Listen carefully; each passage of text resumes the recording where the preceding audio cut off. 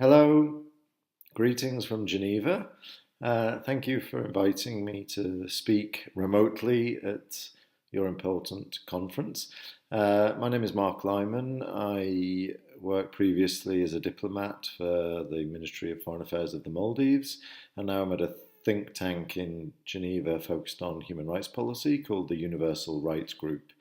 And in both capacities, I was involved in international efforts to integrate human rights concerns into climate change policy and vice versa, inserting climate change concerns into the work of the Human Rights Council. And this effort has culminated in a number of resolutions at the Human Rights Council and in the integration of human rights wording into the Cancun Agreement and latterly into the Paris Climate Change Agreement. So I'm pleased now to give a presentation on human rights, climate change and environmental harm, which I think will take about 20-25 minutes. I'm sorry I'm not there with you to answer any questions, so hopefully I'll cover everything in the talk. So climate change and human rights, is it a new issue?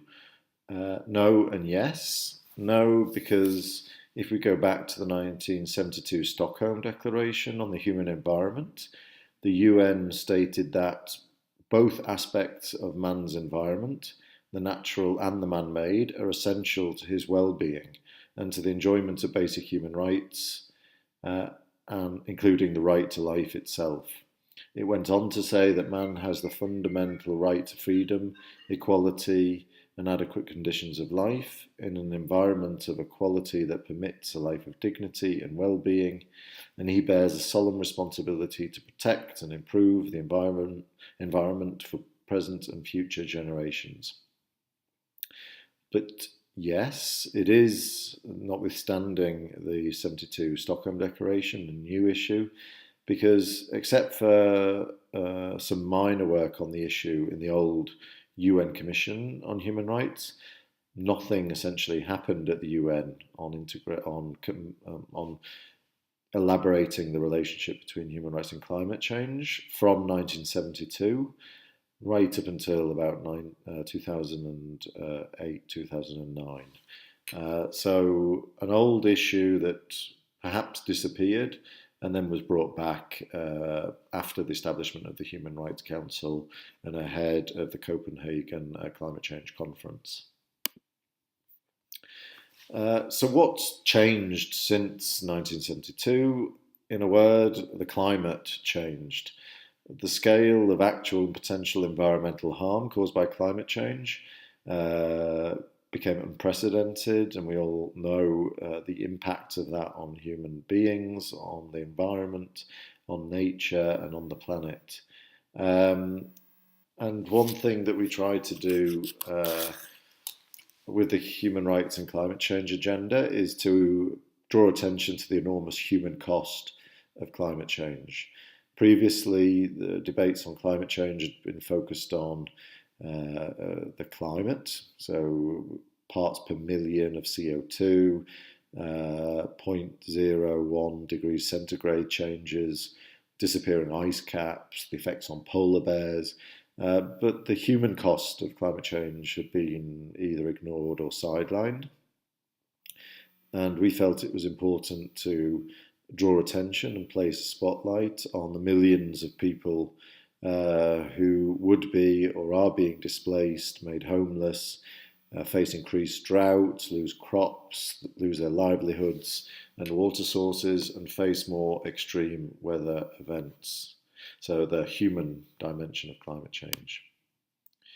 Some of the catalysts for this, including cases involving the Inuit and the small island developing states, these the inhabitants of small island developing states, and these vulnerable groups had particularly dire situations in the face of climate change. For these groups, climate change isn't a thing that's going to happen in the future, it's happening now. And faced with this growing threat, these groups decided to take action. In terms of the Inuit, global warming was leading. We're talking about the Inuit, especially living in Canada. Global warming was causing the melting of the permafrost, a threat to their food sources, homes, and way of life, culture. All of which, of course, has human rights implications. And the other group, small island developing states, for them, the global warming had many, many impacts, human, social, human rights. But at the end of the day, global warming and climate change and sea level rise represented an existential threat to their countries and their way of life. The Inuit case then, it was a case against the US, the Inter-American Commission on Human Rights in 2005. And a group of Inuit brought a petition to the Inter-American Commission seeking remedy for the human rights violations, as they saw it, caused by US CO2 emissions, making the case that those emissions may be in the US, but the impacts were felt by the Inuit in Canada. Unfortunately for the US, the case was thrown out in 2006. And the reason for that was mainly because the court said it's not possible to prove a causal relationship between US CO2 emissions on the one hand and human rights harms suffered by the Inuit on the other. And we'll come back to this issue of causality and whether when a cause is in one country and a consequence is in another country, whether under international human rights law that can be classified as a human rights violation.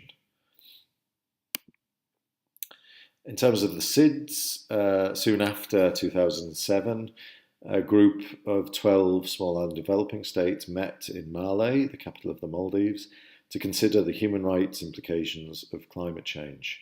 Why did they do this?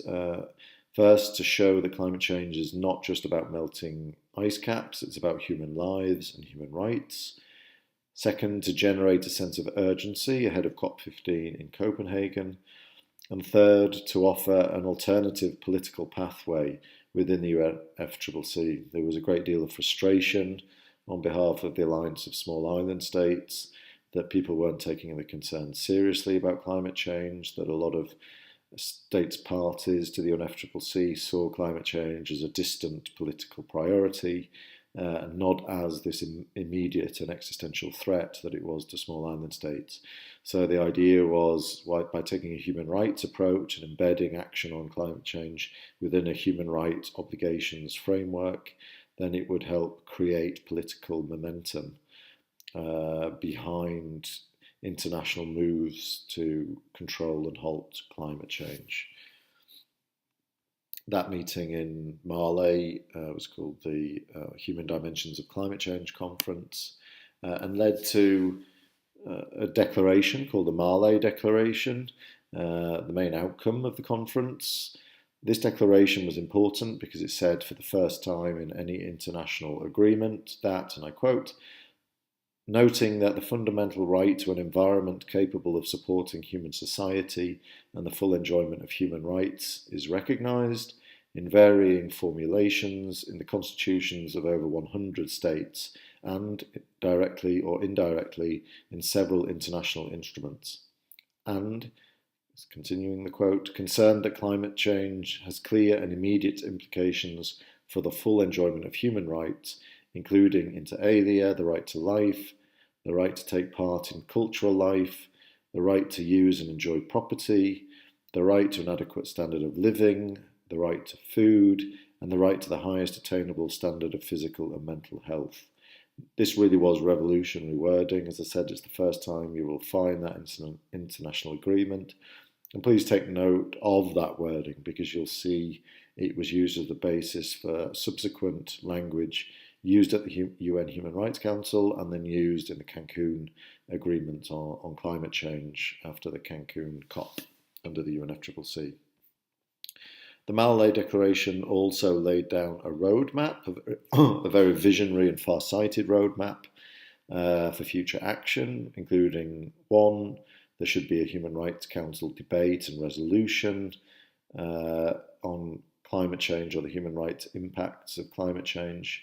2, there should be a report by the High Commissioner for Human Rights on the human rights consequences of climate change and the relationship between human rights and global warming. 3, there should be a debate at the Human Rights Council on human rights and climate change to draw heightened political international attention to this relationship between human rights and climate change. Again, just to point out that, as you'll see in the rest of the presentation, the international community stuck fairly rigidly to that roadmap. So I think the Mali Declaration is undoubtedly sometimes overlooked, but it's one of the most important international agreements on human rights and climate change. It was groundbreaking and farsighted in terms of this roadmap, which has been continued ever since.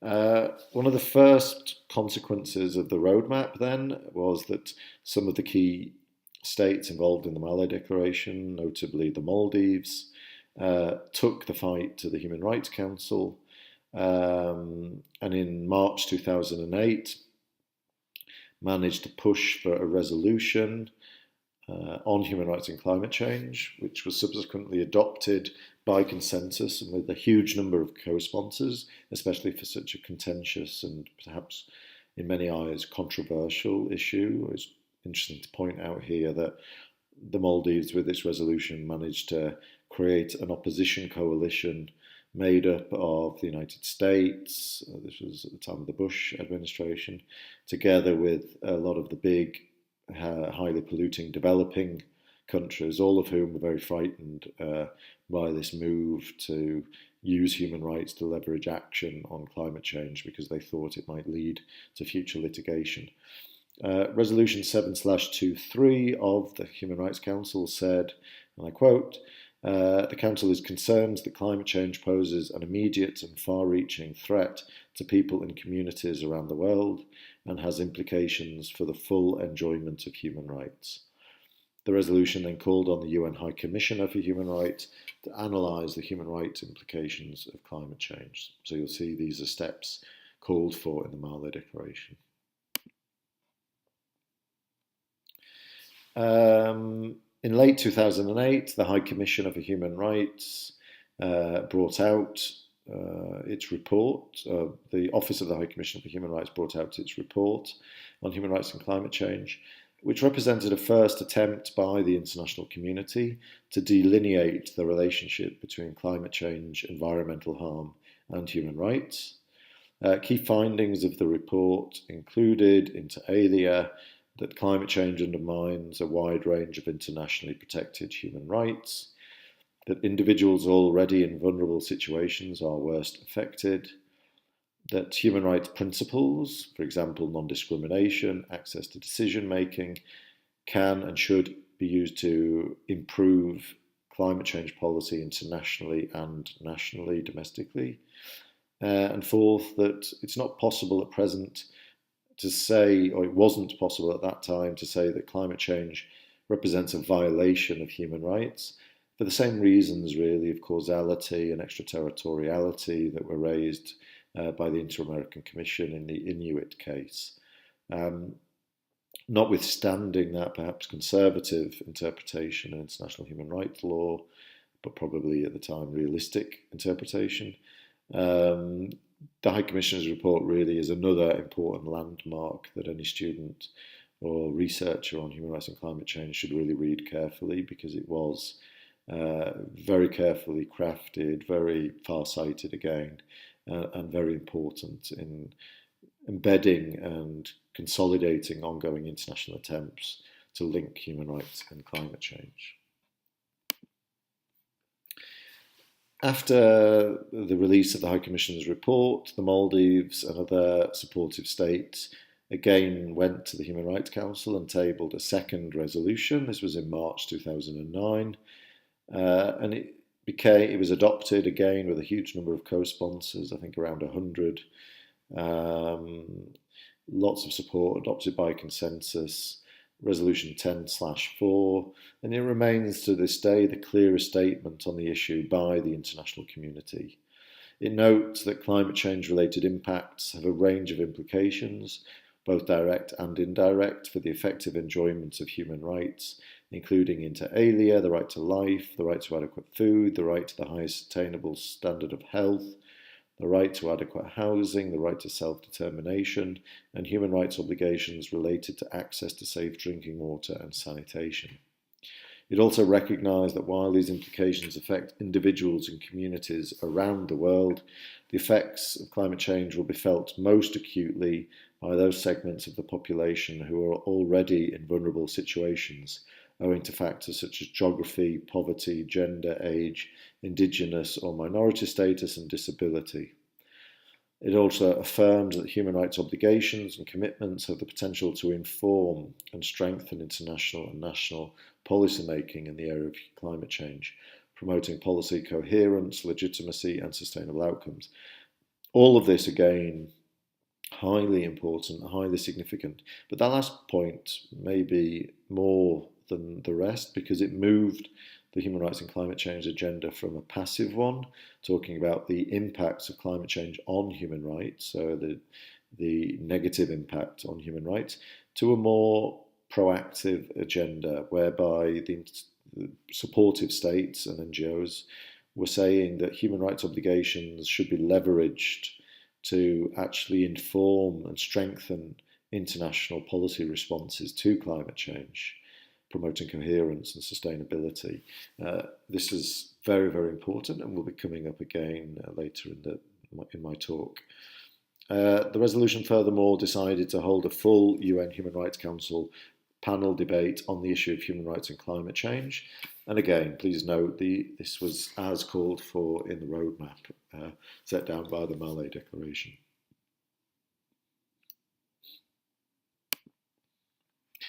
The UN Human Rights Council debate, then, this was very interesting.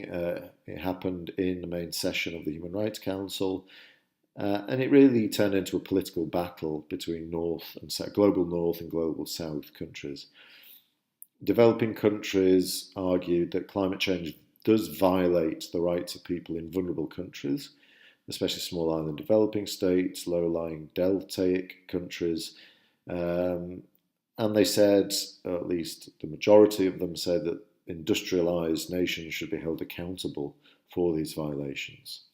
Developed countries, or again, the vast majority of developed countries, essentially the West, outright rejected this, what was called an extraterritorial application of human rights, and pointed out that protecting human rights is the sole responsibility of the home country. So the UK is responsible for protecting the human rights of people in the UK. The US is responsible for protecting the human rights of people in the US, but they're not responsible for protecting human rights of people in other countries, including vulnerable countries.